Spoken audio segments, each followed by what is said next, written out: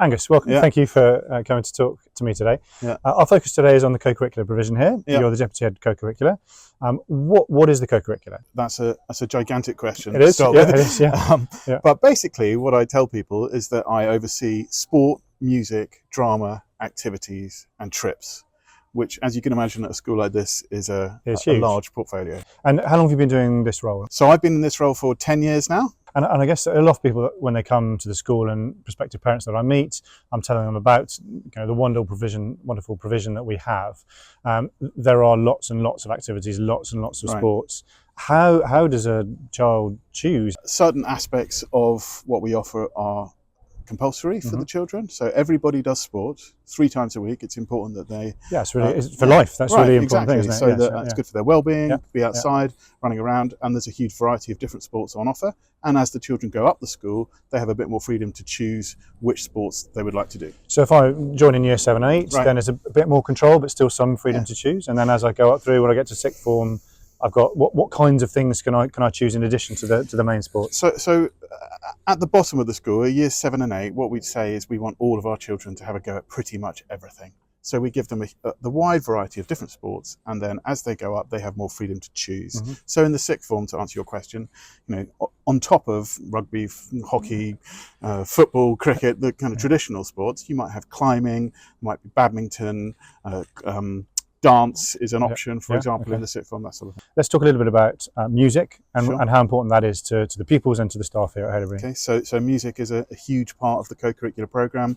We have over 600 peripatetic individual music lessons a week. That's pretty impressive out of a population of 900 children. Music comes in all different shapes and sizes. We have large-scale concerts. We have opportunities for smaller performances for those who are just beginning to perform on stage. There's something for everyone, in the sense if you want to have your individual music lessons, you can have those. And if you want to do a big be part of a concert or an orchestra, then you can do that as well. Is that sure? There's an enormous drama program here as well at the school, isn't it? And it's another aspect to the co-curricular that's really important to everyone here. Tell us a little bit about the kinds of things that the drama department put on and create. Sure. So we want every pupil in the school to have the opportunity to perform on stage. That's quite something. That's not an easy thing to do. No, that's great. And of course, not everybody will take up that opportunity, that offer. But we typically will run 3 or 4 major drama productions a year at different age groups and of different styles. So we might do a Shakespeare for 1 year group, and we might do a whole school musical. Traditionally, that's what we've done every year. Sometimes we do that off campus as well. We use one of our local theatres. We've got lovely, beautiful theatres nearby, and we're able to perform in those spaces and give the pupils a more professional experience. Service is a really, really important part of life here at school. Sure. Doing things for other people, going out of our comfort zone, helping, and so on and so forth. Tell us a little bit about the service programme here at Haileybury. And I know there's a particular charity we work with, which we'll also talk about in a moment. Sure. So you're absolutely right. It's really important for our young people that they understand the importance of community, the importance of giving back, of serving others. In a very basic level, at a very low level, it might be just being kind to those people within the community. And then from there, moving upwards towards actually working within the school or outside of the school on various community action projects that we run. So what does that look like out in the community? Is it working with primary schools? Is it working in local allotments? Or what kind of things do they get up to? Both of those two things. We've got good relationships with our local schools and with our local village. So the children are out there working in the allotments.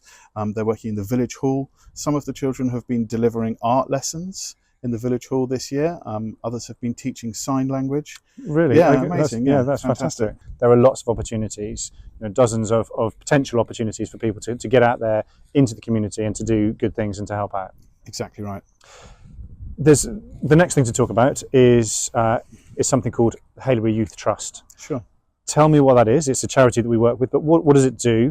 How do the pupils get involved in that? What does that programme look like? Okay, so Haileybury Youth Trust, HYT, is the primary school charitable focus every year. It's a charity that has been going in its current form for about 25 years, and it works in Uganda with young people, young men and women, for whom life is very different. And the charity is based around sustainable construction. Mm-hmm. So the charity uses a technology to build bricks that don't require firewood to burn them, Mm-hmm. to bake them. Yeah. They're baked in the sun, and they're interlocking, and so they don't require lots of mortar to go between the bricks. Yeah. And so they're very much more sustainable. And using this technology, the charity trains young men and women Mm-hmm. in the construction of schools, of rainwater harvesting Mm-hmm. water tanks, Okay. and in latrines. And the work, it started off in the south of Uganda, Mm-hmm. but more recently they've been doing lots of work in the north, in a place called Bidi Bidi, which is a refugee settlement, the second largest refugee settlement in the world. That's astonishing. Yeah, Okay. and it's on the border of South Sudan and the DRC. So a very difficult place to live, lots of issues with fresh water, sanitation, that kind of thing. There's as well. no running water in the refugee camp. There's no running water. There's no electricity. And for many people, there are open sewers. This is important work. This is something that's really giving these people a chance in life, and our pupils are going out to experience that, to see that, and then reflect that back when they return. So exactly that. So they're going to see the impact that the charity has, and not only our charity, actually, not only HYT, but the other charities. There are 30 NGOs that work up in Bidi Bidi together, but they're going to have an experience which will, in many ways, will change the way that they see the world, and especially some of the poorest parts of the world. And they'll bring that back. All right. And what they'll be able to do is they'll be able to talk to the other children in school about the importance of HYT. Some of them will want to get on stage in lists in assembly on Monday morning and to talk about the trip. And so they become the ambassadors, actually the next generation of ambassadors for HYT, who will help to educate the rest of the community. That's fantastic. Yeah. That kind of leads me on to another area, and the HYT, their charity support is incredible. And obviously that trip that you're running is fantastic. Let's talk a little bit about trips, because we're very lucky. In the past, there have been some fantastic trips here at Haileybury. What is the ethos again behind those kind of the trip program? Why should we run trips? What is good about it? So trips are very popular. First thing to say is we run 40 overseas or residential trips a year, of which about half are overseas and the other half are residential UK trips. The ethos really is about giving children experiences in different contexts, in different parts of the world. And that might be a sporting experience, that might be a cultural experience, that might be an expedition, or the one that we've just been talking about, out to Uganda. We've got another trip going to Africa in a few months' time. The pupils are going to be climbing Kilimanjaro, for example. Yeah. So, and these are, they are very fortunate, aren't they, pupils, to have access to all of this, and it lets them to see the world, but it also gives them those soft skills as well, in terms of self-discipline, maybe, and resilience, and kind of dealing with situations they're not prepared for. And I guess, is that something that the co-curricular program as a whole is important for? Yeah, I think it's important for the children to understand that not everything they do is going to be easy, kind of deliberately so, actually. And so challenge is part of what we offer through the co-curricular program, but it's not challenge on their own, it's challenge with support. And so I some of the things we do, high challenge, high support, are the most fulfilling, are the most rewarding. So you mentioned Kilimanjaro. I mean, it kind of trips off the tongue, doesn't it? Oh, I'm going to climb Kilimanjaro. It's a really serious expedition, isn't it? And there's a lot of training involved in that. Tell us kind of how that fits into the whole kind of structure of co-curricular and maybe a child's progression through the school. So I think that trip might be considered to be almost the end point of a particular journey, and there are lots of different journeys that children take as they go through the school. But I think one of the things that's rewarding for me is to see children. I talked earlier about the fact that all the children in the younger years might be getting a really broad experience. One of those experiences might be, let's say, that they learn a bit of campcraft, they have a night in a tent in our woods, and they enjoy that. And then from that point, they might decide, well, I think I'll sign up to do the bronze DFE, and then the silver, and then the gold, or maybe they'll go take the route through the combined cadet force. And then the end point might be to decide to climb Kilimanjaro.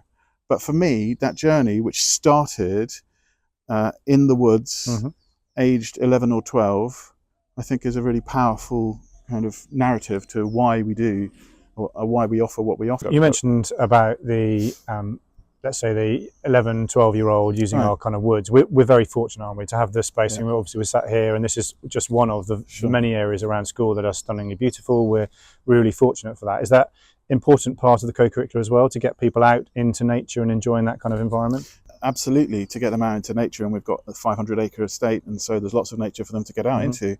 But that kind of also appreciation of beauty and understanding of their environment is important. So we run a number of sustainability groups.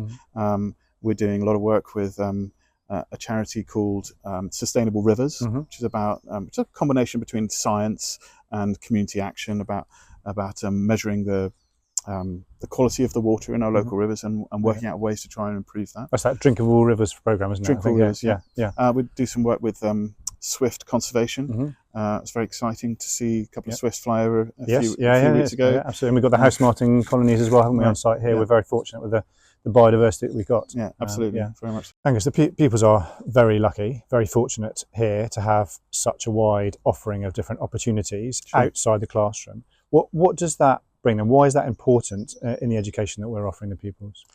That's probably the most important question, actually.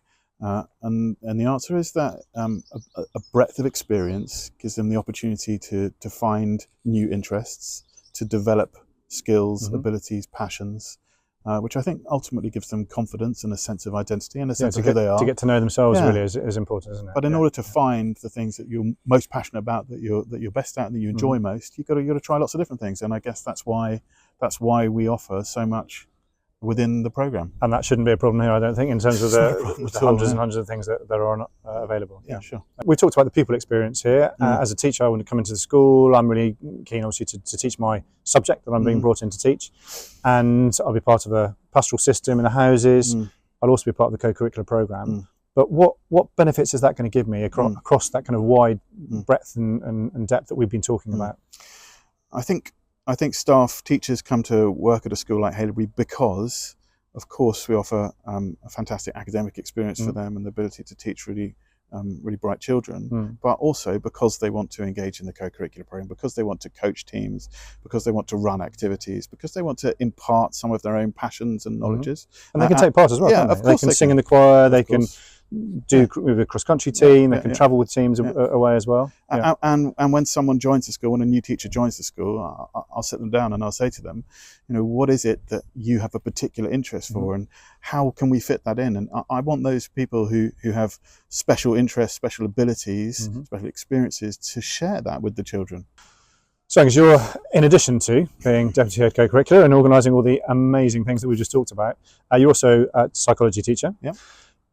If this is a question come from our previous interviewee, if you weren't a psychology teacher, what subject would you teach? It's a really difficult question.